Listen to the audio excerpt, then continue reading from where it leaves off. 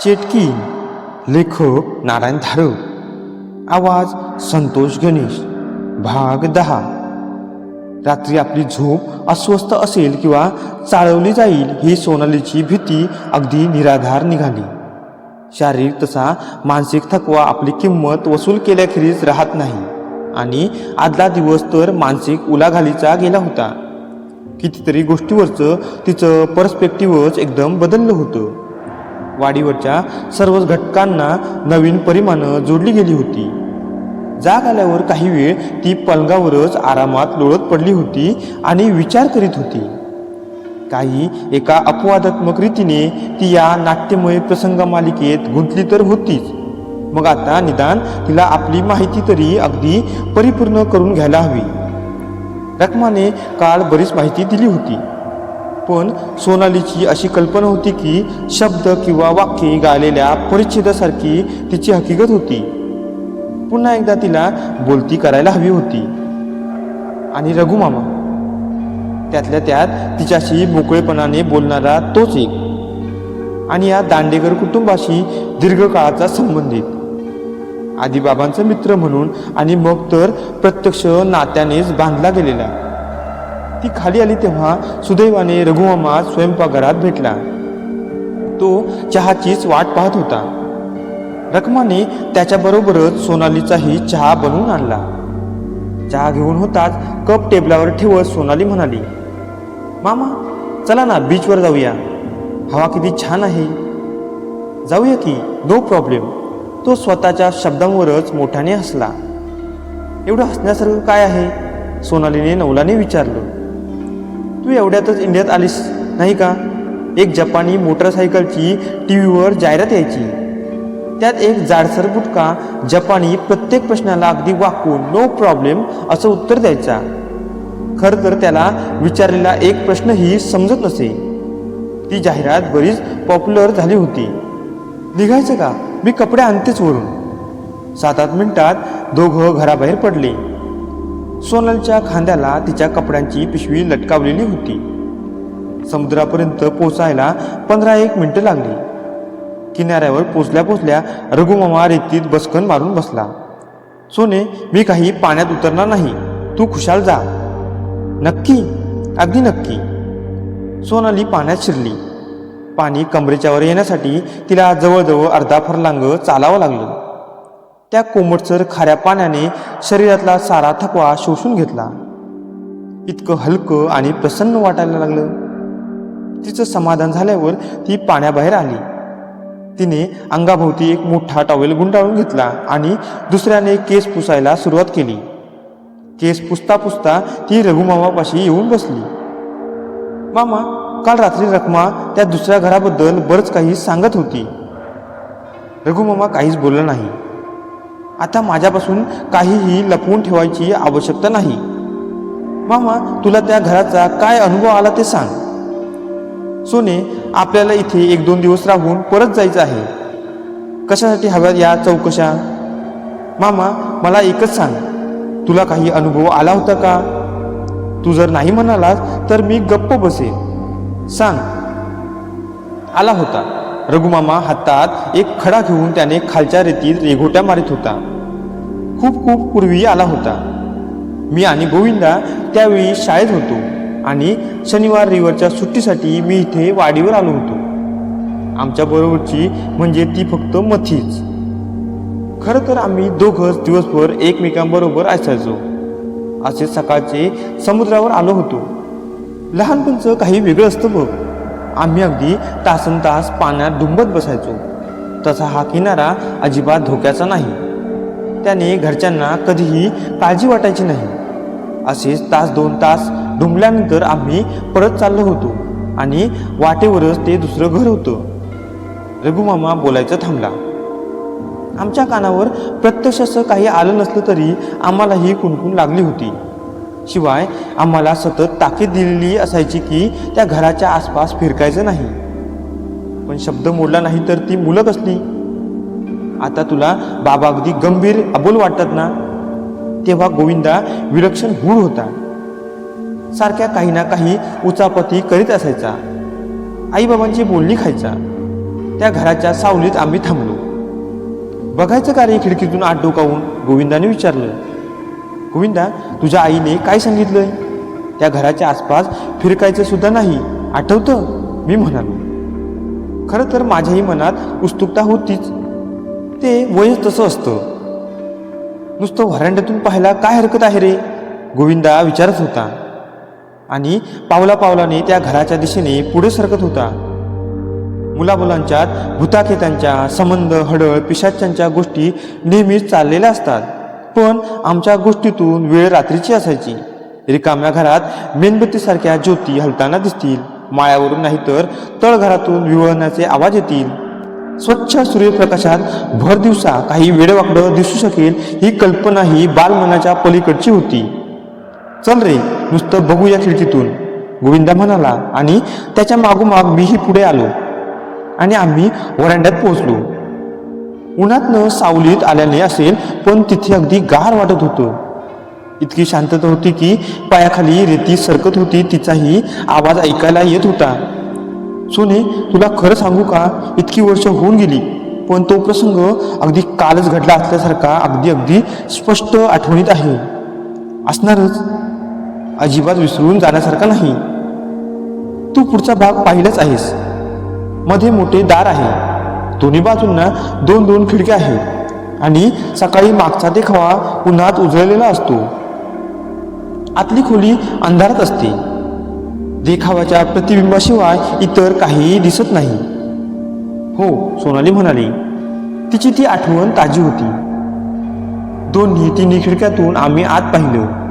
काही दिसलं नाही. म्हणजे घरात असतं तसं सामान दिसलं असेल, पण लक्षात राहण्यासारखं दुसरं काही दिसलं नाही. मनात निराशा आली आणि सुटल्यासारखंही वाटलं. चल तिकडनं बघूया, गोविंदा म्हणाला. आणि घराला वळसा घालून आम्ही मागच्या बाजूला आलो. म्हणजे आपल्या घरातून दिसते ती बाजू. तिकडेही व्हरांडा आहे आणि खिडक्यांची रांग आहे. तिकडच्याही सगळ्या खिडक्यांतून पाहत पाहत आम्ही शेवटच्या खिडकीपाशी आलो. मला वाटलं आतापर्यंत एकाही खोलीतून आत काहीही दिसलं नव्हतं. तेव्हा जरासा बेसावधपणा आला होता. अर्थात मनात मागे असाही विचार असला पाहिजे, आपण घराच्या बाहेर आहोत, दिवसाची वेळ आहे, हाकेच्या अंतरावरच घरातली माणसं आहेत, भ्यायचं काही कारण नाही. शेवटच्या खिडकीतून आत पाहिलं. खिडकीतून आत उन्हाचा कवडसा पडला होता. खोली अगदी उजळून गेली होती. खोलीत एक पलंग होता आणि पलंगावर ती बाई बसली होती. रघुमामाच्या आवाजात एवढाही बदल झाला नव्हता, त्यामुळे त्याचे ते शब्द अनपेक्षित होते. अर्थ समजायला 1-2 सेकंद जावे लागले आणि मग सोनाली एकदम ताठ झाली. भर उन्हातही शरीरावरून सरसरता काटा गेला. रघुमामा तिच्याकडे पाहत होता. त्याचा चेहरा जरासा ओढला गेला होता. डोळ्यात मोठे चमत्कारिक भाव होते. तो स्वतःचीच मान हलवत होता. अरे रघु, ती बघ काकू, गोविंदा म्हणाला. ती बघ खाटेवर बसलीये. मी खिडकीतून आत पाहिलं. मग मला ही गोविंदाची काकू ओळखायला आली. पण ही इथे कशी? आम्हा सगळ्यांना माहीत होतं गोविंदाची काकू मुलाला घेऊन घरातून निघून गेली होती. रघु, आपल्याला लहान मुलांना खोटं सांगितलेलं असणार. अरे, तिला घरातच कोंडून ठेवलेली असणार. वेड्यांना घरात कोंडून ठेवतात ना. माझ्या मनाचा तर पार गोंधळच झाला होता. मी काकूकडे नुसता पाहत होतो, पण तिच्या अंगावर हे असलं कसलं पातळ होतं. ही तर एखादी शंकरपाळ्याच्या डिझाईनची सोलापुरी चादरच वाटत होती. वय लहान असलं तरी मला एवढं माहीत होतं, पातळावर असे प्रिंट नसतात. तेवढ्यात गोविंदाने नखाने खिडकीच्या तावदानावर टकटक असा आवाज केला. काकूची मान एकदम वर आली. मोठे मोठे डोळे आणि उलटे, म्हणजे डोळा काळा आणि बुबुळ पांढरी. मग काहीतरी बोलायला तिने तोंड उघडलं. आधी वाटलं तोंडात दातच नाहीत. मग दिसलं दात होते, पण काळे होते. गोविंदा पळ, मी म्हणालो. पण विचार खूप वेगाने येतात. आचाराला काही ना काही वेळ लागतोच. ती बाई काय झपाट्याने हल्ली होती. एव्हाना खिडकीपाशी पोचली होती. खिडकीच्या काचेला चेहरा लावून पाहत होती. काळ्या दातांच्या तोंडाने हसत होती. मग कसे तरी धडपडत आम्ही व्हरांड्यातून खाली उतरलो होतो आणि घराच्या दिशेने धूम पळत होतो. पण गोविंदाला एक शहाणपणा सुचला. आम्ही घरात गेलोच नाही. पळत पळत सरळ सुपारीच्या बागेत गेलो. दमचाक होईपर्यंत पळालो आणि शेवटी विहिरीच्या काठापाशी जाऊन थांबलो. असे घाबऱ्याने सरळ घरात गेलो असतो तर सगळंच बिंग फुटलं असतं. हजार प्रश्नांना उत्तरं द्यावी लागली असती आणि बोलणी खावी लागली असती. दम यायला आणि डोकं शांत व्हायला काही वेळ हवाच होता आणि अर्थात चर्चेलाही. गोविंदा, ती काही तुझी काकू नव्हती, मी म्हणालो. पण दिसायला अगदी काकूसारखी होती की नाही, तो विचारत होता. लांबून दिसली असेल तशी, पण डोळे बघितलेस का? दात बघितलेस का? आणि अंगावर ते चादरीचं पातळ बघितलेस का? छे, काकू तर मुळीच नव्हती. पण गोविंदा, काहीतरी होतं खास, तिच्यासारखं दिसणारं. म्हणूनच आपल्याला त्या घरापाशी फिरकायची बंदी होती. मी आईला विचारून पाहतो, गोविंदा म्हणाला.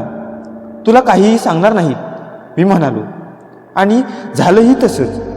पहिलं उत्तर तुला कशासाठी हव्या त्या चौकशा, आणि मग काय दिसलं हे सांगताच पाठीत धपाटा. सांगितलं होतं ना त्या घराकडे फिरकायचं नाही म्हणून. त्या आठवणीने रघुमामाला हसू आलं. पण मग गंभीर होत तो म्हणाला. आता हसू येतं, पण त्यावेळी आम्ही दोघं काय भ्यायलो होतो. आजकालचं हे मानसशास्त्र सांगतं, मुलांच्या शंकांचं निरसन करा. त्यांनी आम्हाला काय स्पष्टीकरण दिली असती? खरं तर त्यांनाच माहीत नव्हतं, कोणासच माहीत नव्हतं त्या घरात खरोखरच काय आहे ते. आणि सोने अजूनही कोणालाही माहीत नाही. मग आम्हाला ते काय सांगणार? धाकधपटशा दाखवून मोठेपणाचा अधिकार गमावून ते आमची तोंड बंद करू शकत होते. तेवढं मात्र त्यांनी केलं. सोनालीने जरा वेळाने विचारलं, मामा, तुमची दोघांची आठवण जर इतकी प्रखर होती तर मग मोठे झाल्यावर तुम्ही काही शोध घ्यायचा प्रयत्न केला नाहीत का? कसा शोध घ्यायचा? कशाचा शोध घ्यायचा? जंगलातून किंवा जाळीतून एखादा हिंस्र श्वापदाची गुरगुर कानावर आली तर माणूस त्या जागेपासून शक्य तितका दूर राहतो, हो की नाही? जंगलात जाऊन शोध घेणारा किंवा त्या जाळीत डोकावणारा एखादा हरिचलाल असेलही, पण आम्ही आपली साधी माणसं 4 पावलं दूर राहणाऱ्यांपैकीच. पण वाडीवर येत राहिलात, इथे मुक्काम करीत राहिलात. हो, तुझी आजी इथे होती ना? रखमा म्हणाली होती, त्या घरापासून लोकांना वाचवण्यासाठी आजी एकटीच वाडीवर राहिली होती. सर्वांची आजीवर केवढी भिस्त होती. वेळ किती गेला होता. सूर्य चांगलाच वर आला होता. उन्हाचा आता चटका जाणवत होता. तिचे केस केव्हाच वाळले होते. डोक्यावरचं टॉवेल झटकून टाकीत ती उठली. तिच्याबरोबर रघुमामाही उठला. न बोलता ते घराकडे निघाले. वाटेवर अर्थात ते दुसरं घर लागलंच. स्वतःच्या सावलीच्या निशब्द कोशात गुरफुटून बसलेलं. अनेकांना त्याचे अनेक पैलू दिसले होते. रखमाला एक, तिला दुसरा, मामा आणि बाबांना आणखी वेगळा. गोष्टी वर नाटकी वाटल्या तरी त्यांच्या गर्भात क्रूर आणि पाशवी शक्ती होती यात तीळ मात्र शंका नव्हती. पण त्या घराचं एक कसं विलक्षण, विपरीत, विसंगत आकर्षण होतं.